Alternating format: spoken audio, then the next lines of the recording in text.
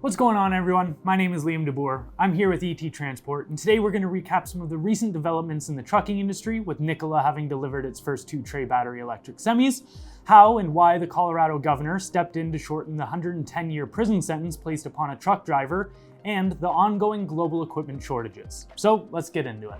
Nikola managed to make multiple headlines over the holidays, some not so great, such as a $125 million settlement with the SEC for fraud, and some great, such as delivering the first 2 tray battery electric semis. Nikola has stated that these tray BEV semis are rated for 350 miles or 563 kilometers and are designed for local deliveries. The fuel cell version of the Nikola truck has yet to be delivered, but the company says it's targeting 500 miles or 804 kilometers of range. The proud first owner of a Nikola semi is Total Transportation Services Inc., or TTSI for short, which is one of Southern California's largest port trucking companies. According to TTSI, due to the 14,000 trucks coming and going through Californian ports, 2,600 tons of nitrogen oxide is being emitted any given month.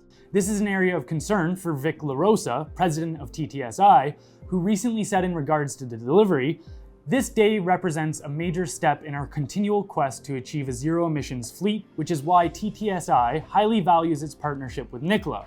Production, performance, and maintenance will be the key to our future success, and we are confident Nikola will excel on all 3 fronts." Which got me thinking, why do you say partnership? After some digging, it turns out that TTSI isn't a customer, as Nikola's tweets led us to believe, but rather they're just that, partners with Nikola. While it is still an achievement for the company to get trucks on the road, there's a big difference between bringing trucks to market and beta testing. That being said, TTSI has signed a letter of intent to purchase 100 zero-emission trucks if the trial is successful. This event was still enough to get investors excited. Nikola's stock saw a nearly 20% increase from $9.40 to $11.09 per share. However, since the delivery, the stock has started declining and currently sits at $10.32 a share. I can't help but feel it's an uphill battle for the company going forwards. They've been pelted with bad PR about investor fraud, they've misled the market multiple times, and they're getting no closer than Tesla or GM to having a customer behind the wheel of an electric semi, if not further behind. Pepsi is currently installing the semi-mega charger so that they're ready for the arrival of their first 12 Tesla trucks, which can come at any time. Not to mention, that $125 million settlement really puts Nikola behind the financial ball, and I can't imagine they were exactly in front of it in the first place given the bumpy history of the company. Despite all of this, Ronan here at ET has managed to remain positive in regards to Nikola, and had he been the presenter of this topic, you may have even left here ready to bet the house on Nikola. I am really banking on this stock. I hold a lot of shares of Nikola. They have a bright future ahead of them as long as they can get their game together.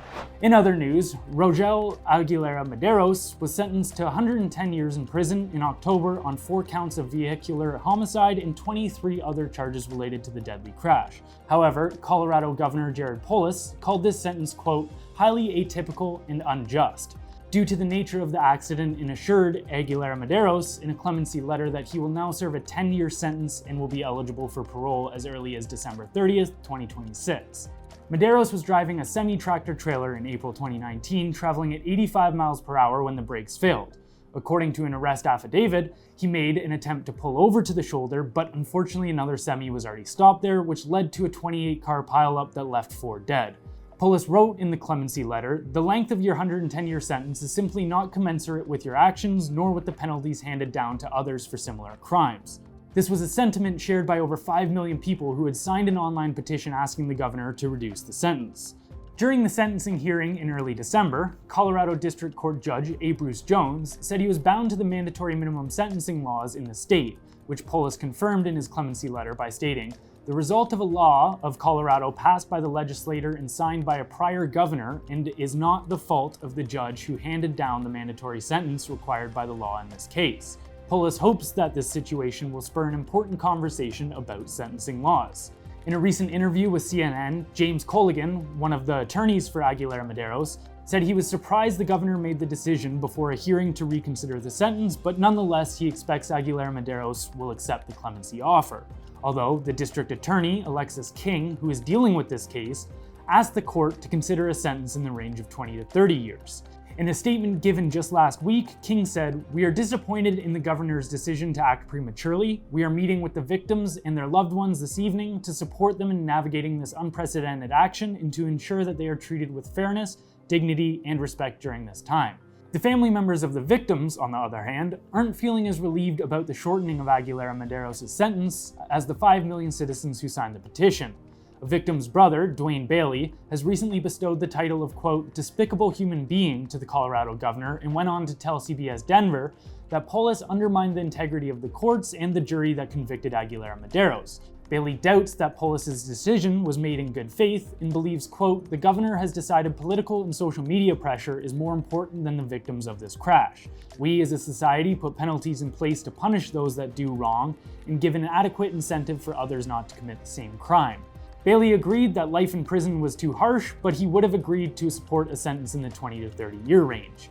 Moving on to a never-ending issue, virtually every industry is facing equipment shortages. The shipping industry is feeling this heavily with the poor movement of freight due to container shortages and port congestion. With this comes spiking freight rates and shipment delays due to a perfect storm of record volumes, congestion, insufficient supplies of chassis, and issues stemming from the impact of the pandemic. At the start of 2020, demand was high, but as the pandemic spread, demand tapered, leaving a hole in the first half of the year. This caused carriers to believe that they had more equipment than needed, which killed any urgency to place orders for more containers. However, the opportunities to lease boxes dried up. Seeing as containers get scrapped at a rate of roughly 6 to 8% a year, this only added to the problem. So, when the lackluster demand came back to life, the shipping industry found itself with fewer available containers than at the beginning of the year. The issue of too few containers has since been fixed. However, due to port congestion, delays in returning boxes to origination destinations are sucking up capacity. Ports all around the world, including the US, Canada, Australia, New Zealand, and the UK, are experiencing this congestion. Vessels are not reaching ports when scheduled, with delays as high as 10 or more days. The trucking industry is feeling the effects of these equipment shortages just as much as any other industry. For instance, used trucks are commanding a premium on the secondary market as supply chain shortages and assembly plant strikes have hampered new truck builds. According to a study done by ACT, the average used Class 8 truck's value grew 68% from June 2020 to June 2021. Unfortunately, it doesn't seem likely that these prices will subside anytime soon, as there is no way manufacturers can get new truck deliveries anywhere close to pre-pandemic levels. The majority of the blame for this lack of new trucks has to fall on the microchip shortage. Both Ford and GM have had to resort to manufacturing trucks without microchips and parking them on the lot until the parts can arrive. Based on current supply and demand predictions, this shortage is expected to carry well into the new year. Well, that's all from me, folks. We'd love to hear what you think. Can Nikola stand up against Tesla and GM in the EV truck market, or is this truly a David and Goliath tale? Do you feel the shortening of Aguilera Medeiros' sentence was appropriate? And how are the equipment shortages affecting you or your business? Let us know in the comments below, and if you enjoyed this video, don't forget to hit like and subscribe, and we'll catch you next time.